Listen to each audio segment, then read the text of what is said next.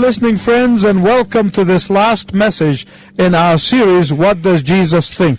श्रोता मित्रों नमस्कार, और हमारी इस संदेश श्रृंखला यीशु क्या सोचता है कि इस अंतिम संदेश में आपका स्वागत है। And today we are completing our study of the Church of Laodicea. और आज हम लौदीकिया की कलीसिया के अपने अध्ययन को पूरा करेंगे।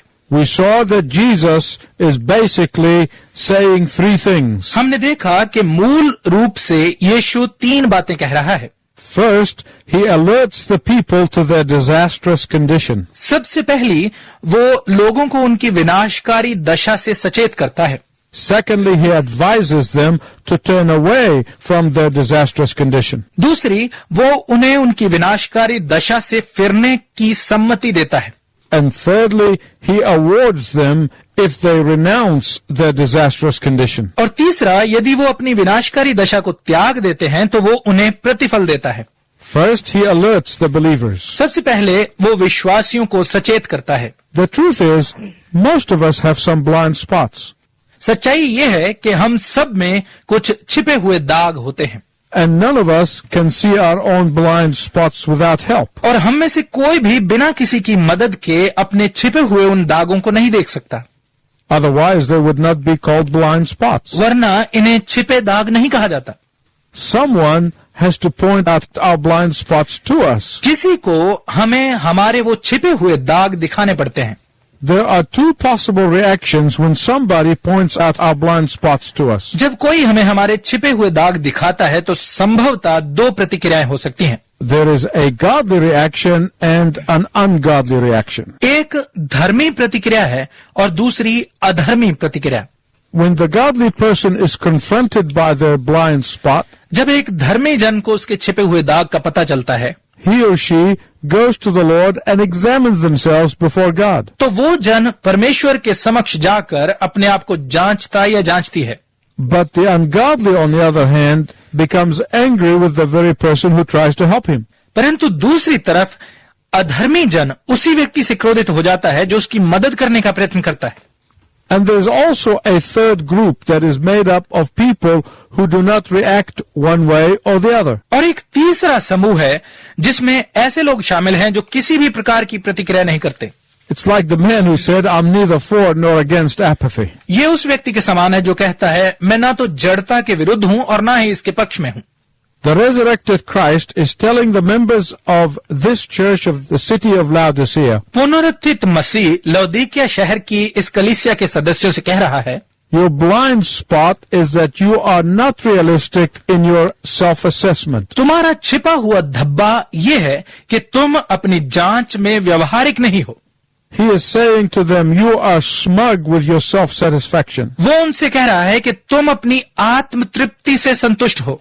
You are resting on your worldly reputation. तुम अपनी सांसारिक प्रतिष्ठा पर टिके हुए हो। You are placing your confidence in your material resources. तुम अपना विश्वास अपने सांसारिक संसाधनों में रखते हो। You are puffed up with your own worldly wealth. तुम अपने सांसारिक समृद्धि के कारण फूल गए हो। In other words, you are blind to your true condition. दूसरे शब्दों में तुम अपनी असल दशा के प्रति अंधे हो गए हो। In other words, you are blind to your true condition. दूसरे शब्दों में तुम अपनी असली दशा के प्रति अंधे बन गए हो। You may be materially rich, but you are spiritually homeless and penniless. संसारिक रूप से तुम धनवान होगे, परंतु आत्मिक रूप से तुम बेघर और निर्धन हो।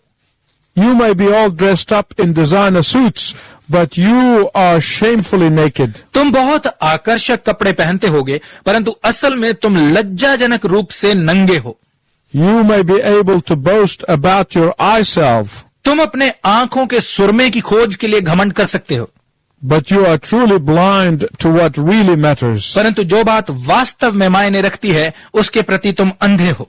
Now listening friends, I want to tell you, all sins are infectious. मेरे श्रोता मित्रों, मैं आपको बताना चाहता हूं कि सब पाप संक्रामक होते हैं, But pride is the most infectious and dangerous sin of all. परंतु घमंड सबसे अधिक संक्रामक और खतरनाक पाप है। And Jesus had to speak bluntly to them as if to say, wake up. और यीशु को बहुत रूखेपन के साथ उनसे ये बात कहनी पड़ी, जैसे कि वो कह रहा हो, जाग जाओ, Face the facts. सच्चाई का सामना करो। You are a beggar in spite of your banks. तुम अपने बैंक खातों के बावजूद भी भिखारी हो। You are blind in spite of your eye powder. तुम अपने आंखों के सुरमे के बावजूद भी अंधे हो। You are naked in spite of your clothing manufacturing companies. तुम अपने कपड़ा उत्पाद उद्योगों के होते हुए भी नंगे हो। Christ alerts them. मसीह उन्हें सावधान करता है। Secondly, he advises them. दूसरा, वो उन्हें सम्मति देता है। In verse 18 he says, I counsel you. 18 पद में वो कहता है, मैं तुम्हें सम्मति देता हूं। Verse 18 is truly a remarkable verse. 18 पद सच में एक अद्भुत पद है। The God who said, let there be light, and there it was. वो परमेश्वर जिसने कहा रोशनी हो जाए और रोशनी हो गई। The God who clicked his fingers and the orbits and the galaxies began to revolve. वो परमेश्वर जिसने अपनी उंगलियां हिलाई और आकाश मंडल और आकाश गंगाएं घूमने लगी। That same God says, I counsel you. वही परमेश्वर कहता है, मैं तुम्हें सम्मति देता हूं। He could have said, I order you. वो कह सकता था, मैं तुम्हें आदेश देता हूं। He could have said, I demand of you. वो कह सकता था, मैं तुमसे ये चाहता हूं। He could have said, I command you. वो कह सकता था, मैं तुम्हें आज्ञा देता हूं। But no, he said, I advise you. परंतु नहीं, उसने कहा, मैं तुम्हें सम्मति देता हूं। Why? क्यों?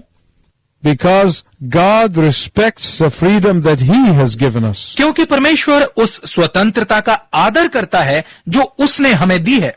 I know that when you pray for someone who is living in foolishness, मैं जानता हूं कि जब आप किसी ऐसे व्यक्ति के लिए प्रार्थना करते हैं जो मूर्खता में जी रहा है and his or her foolishness is hurting other people left and right, और उसकी मूर्खता के कारण उसके आसपास के लोगों को चोट पहुंच रही है, our prayer is often, God, stop them.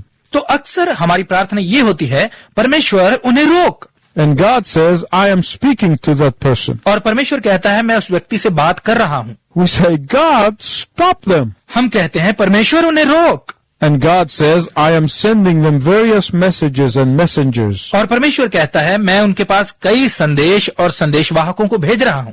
We pray, God, stop them. हम प्रार्थना करते हैं, परमेश्वर उन्हें रोक। But God says, I am counseling them. परंतु परमेश्वर कहता है, मैं उन्हें सम्मति दे रहा हूं।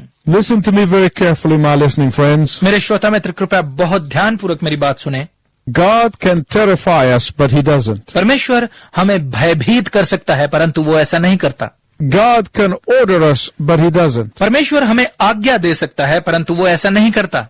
He prefers first to counsel us. वो पहले हमें परामर्श देना पसंद करता है। He prefers first to call us. वो पहले हमें बुलाना पसंद करता है। He prefers first to guide us. वो पहले हमारा मार्गदर्शन करना पसंद करता है। He prefers first to lead us. वो पहले हमारी अगुवाई करना पसंद करता है।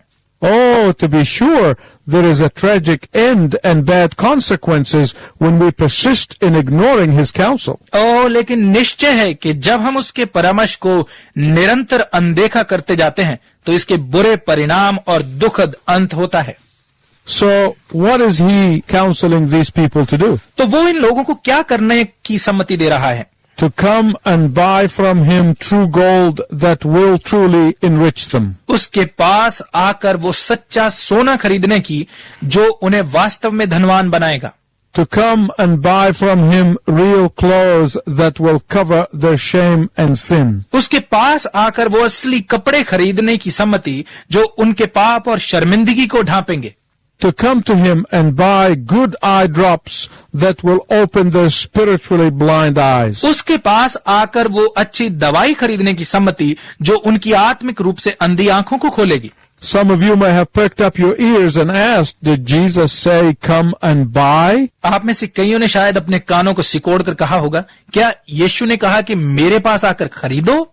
Is he saying that you can buy salvation? क्या वो कह रहा है कि तुम उद्धार को मोल ले सकते हो? No, no, no, no. नहीं नहीं नहीं। In fact, this is the deal of all deals. बल्कि ये सब सौदों से उत्तम सौदा है। This is the bargain of all bargains of all times and in all places. ये किसी भी स्थान में से और किसी भी समय से बढ़कर मुनाफा है। Jesus is saying, come, and in exchange of your sin and shame, I will give you forgiveness. यीशु कह रहा है, आओ और तुम्हारे पाप और शर्मिंदगी के बदले में मैं तुम्हें क्षमा दूंगा। Come and in exchange for your pride and arrogance, I will give you my righteousness. आओ और तुम्हारे अभिमान और घमंड के बदले में मैं तुम्हें अपनी धार्मिकता दूंगा. Come, and in exchange of your misguided pride in your accomplishments, I will give you true peace, and I will give you true peace and contentment that you will never lose. आओ और तुम्हारी उपलब्धियों पर तुम्हारे विकृत घमंड के बदले में मैं तुम्हें वो सच्ची शांति और संतुष्टि दूंगा जो तुम कभी ना खोओगे. Only a foolish person would turn down this deal. केवल एक मूर्ख ही इस सौदे को ठुकराएगा. This exchange is not for equal sums, but instead you give him trash and he gives you true riches. ये अदला बदली बराबर की चीजों की नहीं है, परंतु आप उसे कूड़ा दे रहे हैं और वो आपको सच्ची समृद्धि दे रहा है. In fact, the risen Christ is the one who is doing all the coming to you. बल्कि पुनरुत्थित मसीह स्वयं आपके पास आ रहा है. He is the one who is knocking on the door of your heart. वही है जो आपके हृदय के द्वार पर खटखटा रहा है. Although he is the master of the house, he does not beat down the door of your heart. यद्यपि वो घर का स्वामी है, वो आपके हृदय के द्वार को जोर जोर से पीटता नहीं है. He gently knocks and then he waits. वो कोमलता से खटखटाता है और फिर प्रतीक्षा करता है. He knocks and then he waits some more. वो फिर खटखटाता है और कुछ देर और इंतजार करता है. And his final decision depends on your opening the door and inviting him in to fellowship with you. और उसका अंतिम निर्णय आपके द्वार खोलने और अंदर आकर आपके साथ संगति करने के आपके निमंत्रण पर निर्भर करता है. So Jesus alerts them, then he advises them, and thirdly he awards them. तो यीशु उन्हें सावधान करता है, फिर वो उन्हें सम्मति देता है और तीसरा वो उन्हें प्रतिफल देता है. He who overcomes, I will give the right to sit with me on my throne. वो जो जय पाएगा उसे मैं मेरे साथ मेरे सिंहासन पर बैठने का अधिकार दूंगा. My listening friend, does not this boggle your mind? मेरे श्रोता मित्र, क्या ये आपके दिमाग को चकराता नहीं है? It does mine. मेरे दिमाग को तो चकराता है. First he says, give me your trash and I will give you gold in exchange. पहले वो कहता है, मुझे अपना कूड़ा करकट दो और मैं बदले में तुम्हें सोना दूंगा. Then he says, if you accept this unbelievable exchange, then you will sit on my throne. फिर वो कहता है, यदि तुम इस अविश्वसनीय अदला बदली को स्वीकार करो तो तुम मेरे सिंहासन पर बैठोगे. This award exceeds all other promises that we have seen so far in this series of messages. ये पुरस्कार उन सब प्रतिज्ञाओं से आगे है जो हमने इस संदेश श्रृंखला में अब तक देखे हैं. It is exceeding in glory and in honor and in authority. ये महिमा, आदर और अधिकार में आगे है. Here's what Jesus is saying. यीशु ये कह रहा है, Let me come into the chambers of your heart and I will let you into my Father's throne room. तुम मुझे अपने हृदय कक्ष में आने दो और मैं तुम्हें अपने पिता के सिंहासन कक्ष में आने दूंगा. You invite me to fellowship with you, not for breakfast or lunch, but for the main meal of every day. तुम मुझे अपने साथ संगति के लिए आमंत्रित करो, सुबह या दोपहर के खाने पर नहीं, परंतु हर दिन के मुख्य भोजन पर. Which means the main foundation of your life. जिसका अर्थ है तुम्हारे जीवन का मुख्य आधार. And I will have you fellowship with me and my Father forever. और मैं तुम्हें सदाकाल के लिए मेरे साथ और मेरे पिता के साथ संगति दूंगा. You hand me the authority over everything that is important in your life. तुम मुझे अपने जीवन की हर महत्वपूर्ण चीज पर अधिकार दो.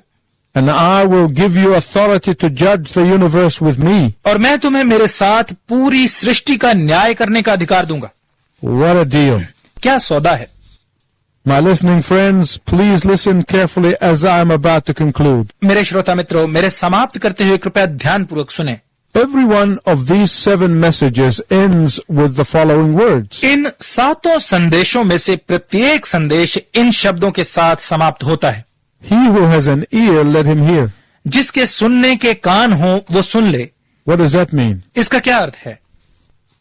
It means that you cannot be listening to us and thinking, wow, this message would have been good message for so and so.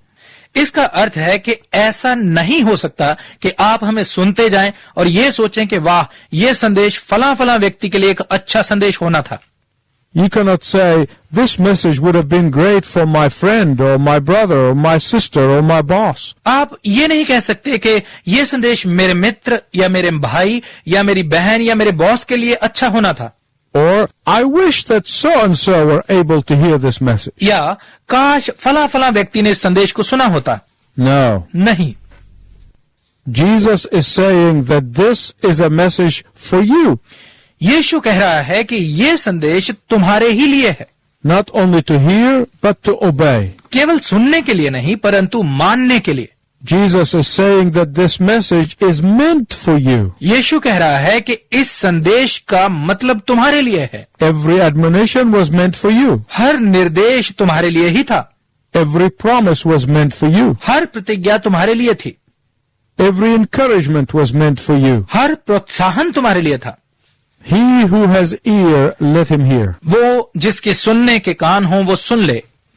This refrain means that Jesus' message to the 7 churches are meant not only for the members of those churches, इस बार बार कहे गए वाक्य का अर्थ है कि यीशु के उन 7 कलीसियाओं को दिए गए संदेश केवल उन कलीसियाओं के सदस्यों के लिए ही नहीं है, but also they are meant for everyone who reads and hears these words. परंतु हर उस जन के लिए भी हैं जो इन वचनों को पढ़ता और सुनता है। They are meant for you, my friend. ये आपके लिए है मेरे मित्र। He who has ear, let him hear. जिसके सुनने के कान हो वो सुन ले। And my prayer is that you have heard और मेरी प्रार्थना है कि आपने सुन लिया हो and that you will respond to the words of Jesus. और आप यीशु के वचनों का प्रत्युत्तर दें। Until next time with a new series of messages, I wish you God's richest blessing. अगली बार एक नई संदेश श्रृंखला के साथ मिलने तक मैं आपके लिए परमेश्वर की उत्तम आशीष की कामना करता हूं।